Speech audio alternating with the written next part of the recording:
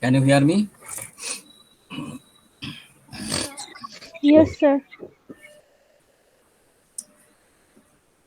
So, what is vector processing? So, till now, whatever we discussed in respect of scalar processing, all the pipelining techniques, whatever. Okay. So, what is the difference? So, in vector processing, we'll be able to process so many data, okay, with the help of a single instruction. So here actually the architecture will allow us, so there we can store large data sets mainly. Okay. So many variables will be there. So especially basically these processors, vector processing is mainly used in supercomputers and for difficult task we can say. Okay, in the laboratory for research purpose, we can use vector processing. Already it is being used. Suppose in artificial intelligence and in multimedia sector to process the video. Okay, so in video we have so many images, so many frames. So we can represent all these frames in different variables. Okay, so we have a large data set. We can treat the whole video, whatever video we are trying to process. Suppose we want to resize or we want to do any specific modification in a particular video. Okay, so suppose we want to add some text on the existing video. We have already a video. So we want to add some text. The text will appear in all the frames throughout the video. So we can use vector processing to quickly do this job. So here all the frames will assign all this data in vectors. So and with the single instruction, we can do the modification to all the frames. So this is an example. This same kind of work. This we can. It will be easy and very helpful if we use vector processors. So there, with the help of a single instruction, so we have so many data. The instruction is same. So we have some data point. So some frames are there, and we have some frames as well as some text, and we have some instruction. So in our data set, we'll use this large data set. So this will be our vector. Okay. So here with this single instruction, we are receiving this vector, doing the modification and generating output. So these are operands, and with this single instruction, we are doing so many processing tasks.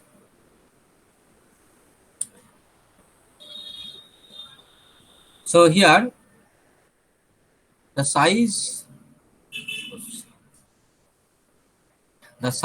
of the vector, so it is not fixed. This may vary. Okay, this may be a variable length of the data. Okay, so this kind of work we can do using vector processing.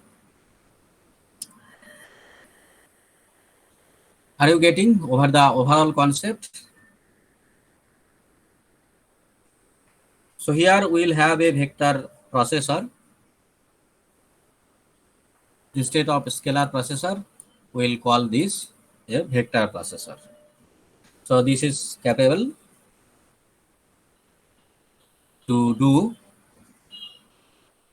this job. This job means it will uh, store, load the data from this variable length vector data, and it will do the required job, required operation.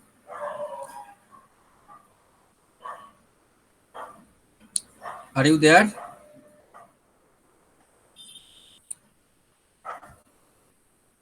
So these, if we use the normal convention method, so there we'll need to load the all the different frames. Okay, all these different data. First, we load this data.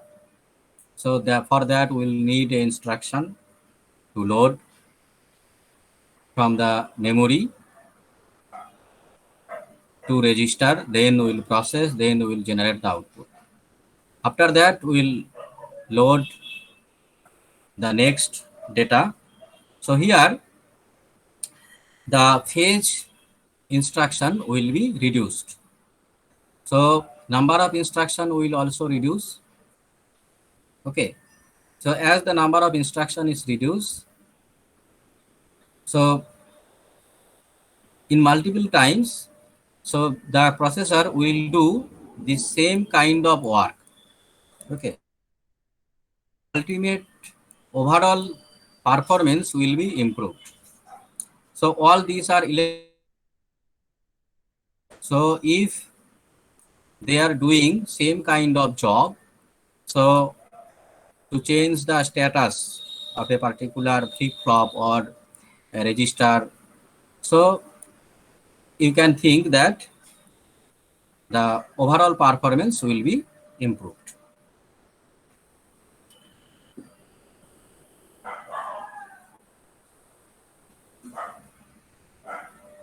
Hello? Yes, sir. Any question till now?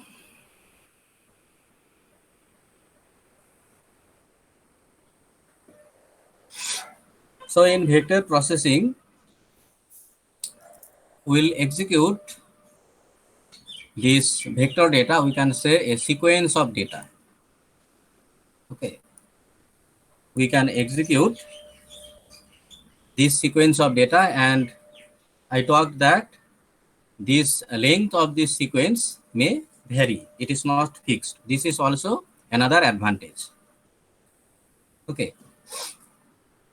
So the particular size of the individual data may be fixed depending on the architecture configuration, but this length, the sequence length, is not fixed. It may vary. Obviously, there is an upper ceiling in every system, but in execution time, we can use a smaller sequence as well as a more larger sequence.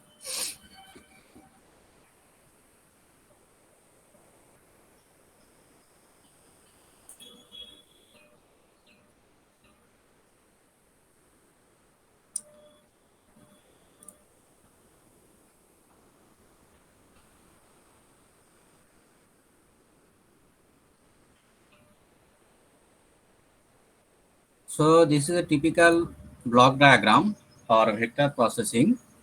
So this part, okay, you can combine the conventional processing architecture with vector processing. So all the time, we may no need to use the vector processors, vector systems. Whenever we need to run more complex, more bigger problems, we can take help from the vector processing. So we can combine, interlink between the scalar processors, more general processors, and the vector processors. So in vector processor, we'll have vector registers. So in scalar register, we know we have so many registers, A, B, whatever the registers. So here, vectors means you can think like array, not a single register. Okay, so for a particular name, so for suppose register 0. Okay, or so here for register 0 only, we may have register 0, 0, register 01, register 02 in this way. And then for register 1, we may have register 10, 11, not we may not have, so we will have. Okay, so we have these vector registers. And for data also we will have a vector of data. So we will store the data in vectors. And here we are generating this scalar control. Okay, so combining some scalar controls, we are generating the vector controls. Then we can communicate this system to this system. Okay, if we are making some interaction with these two systems, the vector system itself can run. So always no need to combine the conventional system with the vector system, but we can also combine.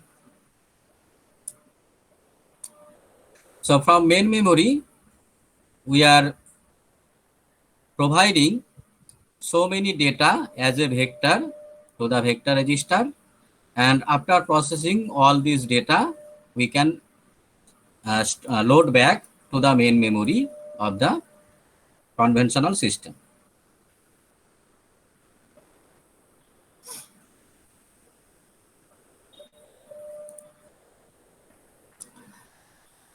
So mainly the architecture is classified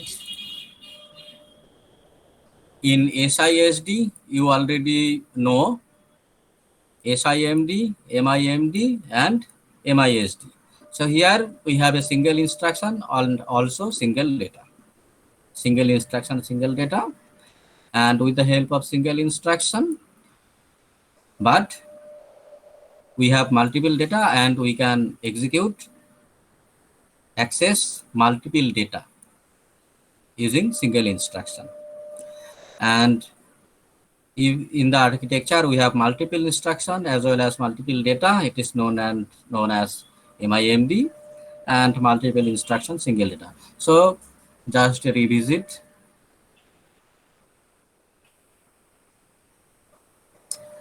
So how we can do different form of parallelism? We can implement instruction level parallelism. Okay,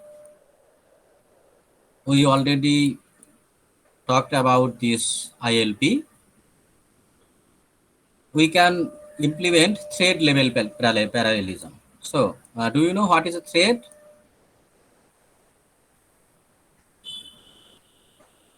No, sir. Okay, so for now thread is, so suppose you have a process, it is executing. Okay, so it is a main, so suppose this is the first process, so we can call this a parent process.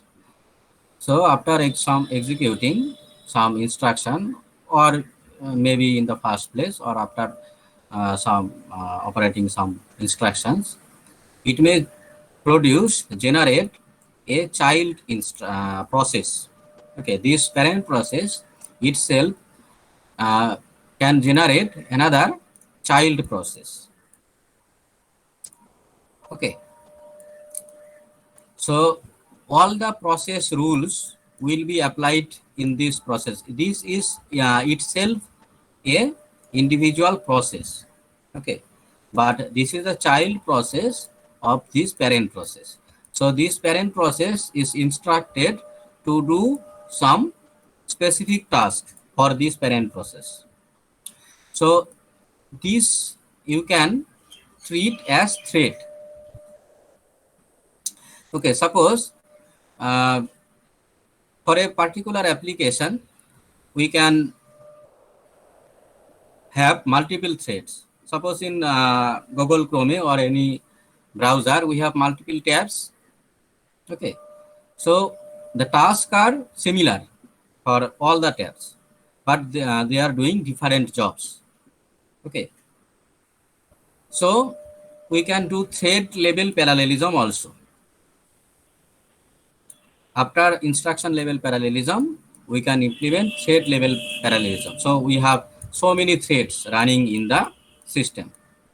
So all these threads, we can implement the parallelism, the pipelining technique in the thread level also.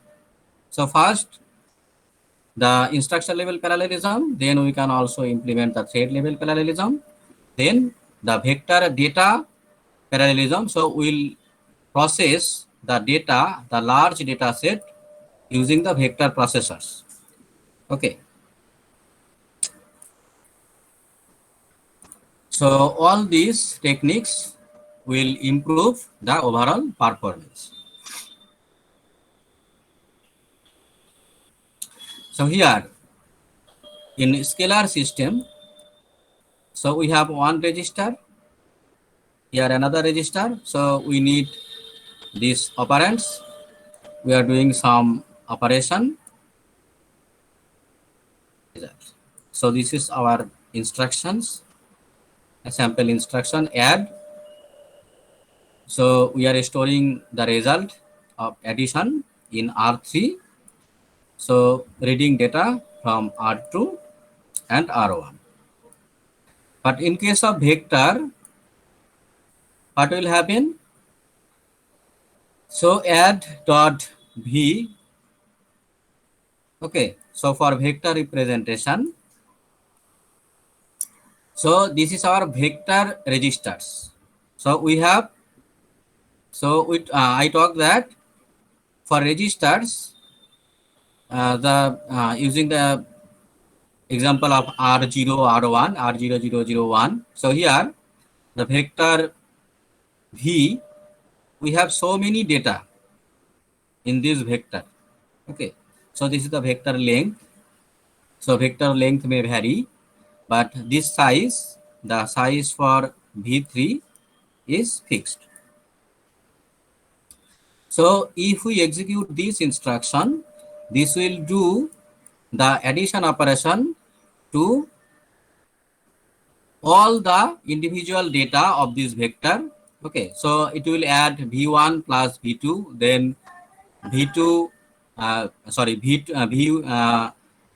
v1 plus v2 is the instruction. Okay, so it will use the first version, first variable, first data point of v1.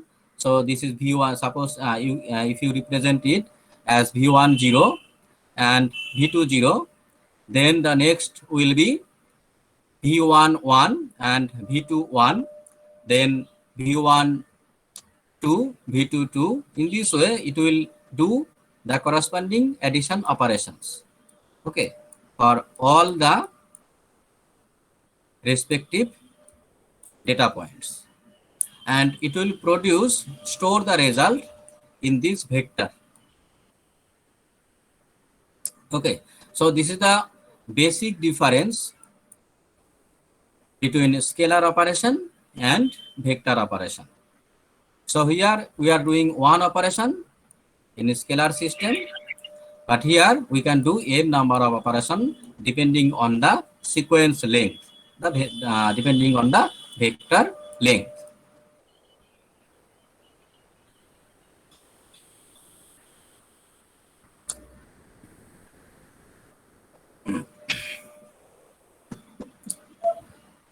Any question?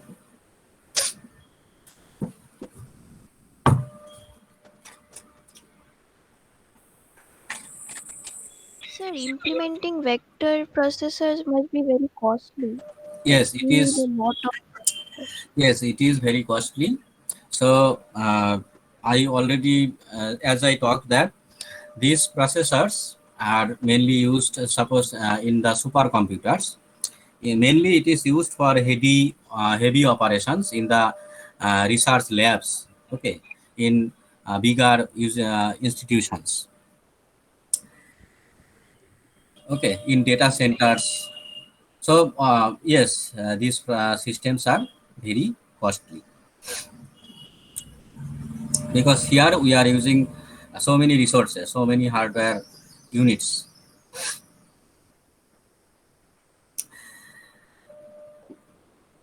So you already know a little bit about the vector processor. So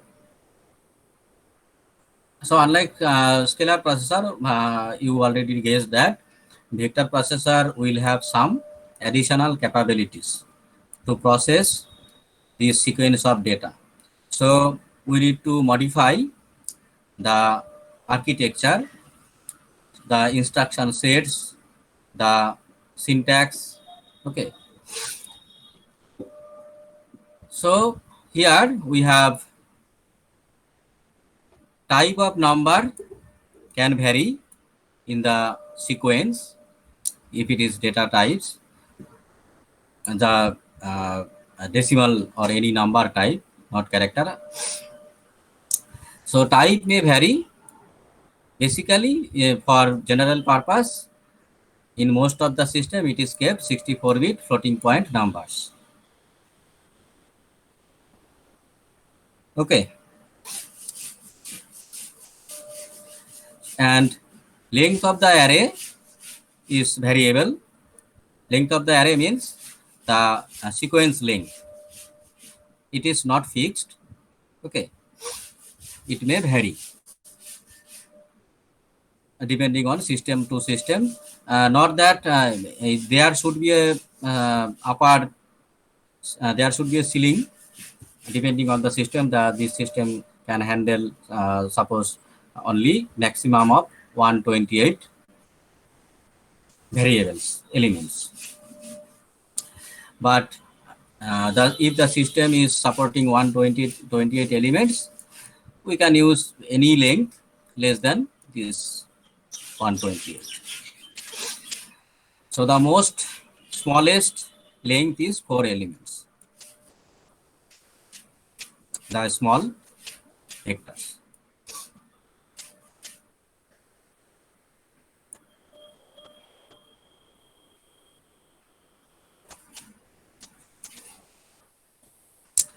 Now vector registers. Here in vector register, we have at least 2 read ports. Okay, 2 heads for read.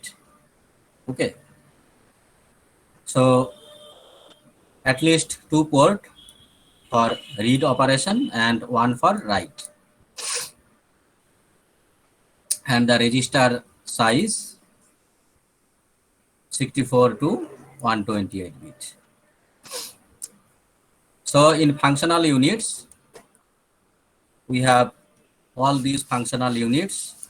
So we have floating point addition, floating point multiplication, floating point reciprocal. So what is reciprocal? Anyone reply?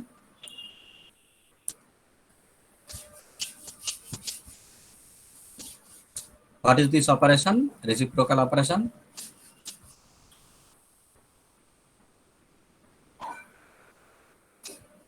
Anyone? You know this one, obviously. Floating point integer addition and integer shift. You know the shift operation, left circular or right circular or simple shift and the logical. So reciprocal means, so what is the reciprocal of suppose 2? 1 by Uh, 2. 1 by 2. So this is the, so for this reciprocal, we have a different unit. So the question is why? Any guess?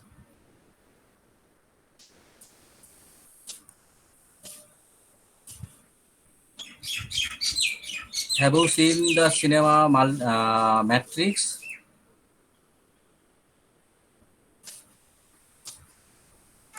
So as we discussed in these computers, in these supercomputers using vector processors, we have so many data, and most of the times, many of the times, and we may need to use matrix, okay, and we can do so many matrix operations, the for video, image, or any other requirement, okay. So there you know that we may need to find out these reciprocal operations.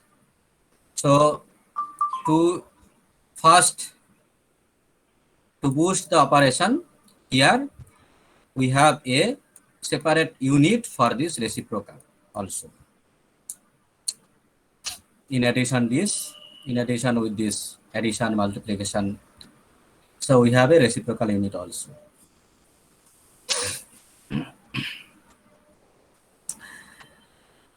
So these are the different components, different units, and we have also these scalar registers to store the intermediate results if we need to store.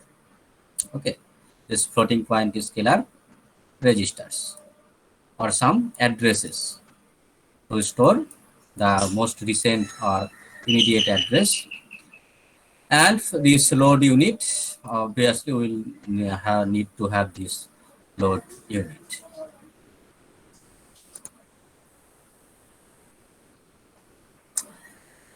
So in this figure here, the different components are represented. Okay. So here we have vector data registers. So length is variable. So in this case, we can find the length. So vector length max -1. Obviously, -1 means starting from 0. And in every case, we have vector 0. Suppose in this case, to vector 7. So for vector 0, here we have 7 versions, 7 units. In this case, this is our vector data registers. Okay. So VLR, vector length register.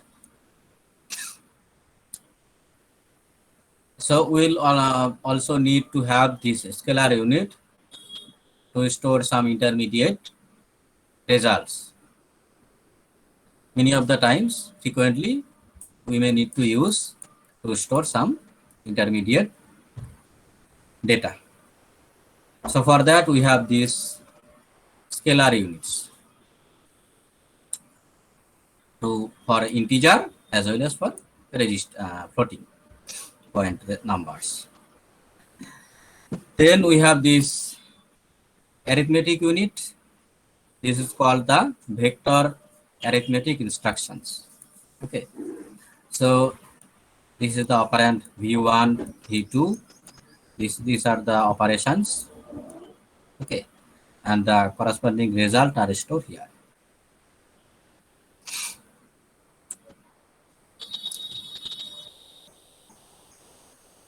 And to load the result in the memory, see here we have this VLR -1. This is the from this vector data register. So suppose this is done, this job is done, this addition. So if this is the last operation, so we need to commit. So how we will commit? From this register, we need to store in the memory. So memory will represent from this data, will represent here. Okay. We can also, if we need to store, we then will store from this vector register to memory.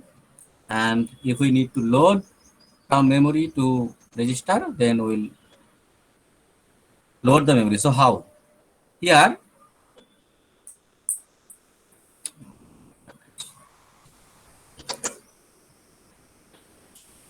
so stride means this is the unit of the same data type, the required data. Okay. So stride in this unit will use store, will load or store the corresponding data. So anyone know why we are using stride here? Any guess?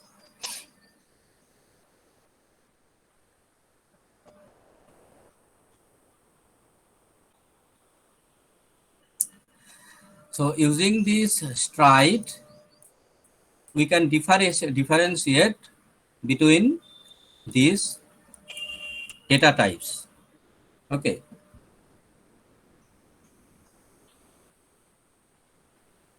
So this is the most smallest unit we can use. So using this stride, it will help us to differentiate. So this is a different data. This is a different data. We are storing or loading this data in the same memory. So we will use this stride to distinguish between these different data points. Okay. So using this stride, so this will ensure the length of the individual data.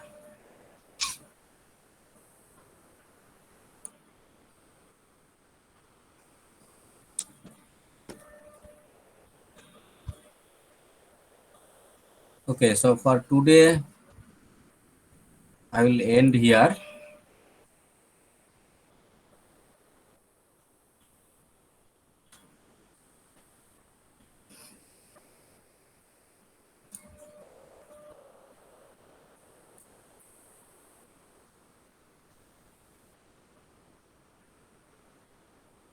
One by, okay, reciprocal, Abhishek Sarkar.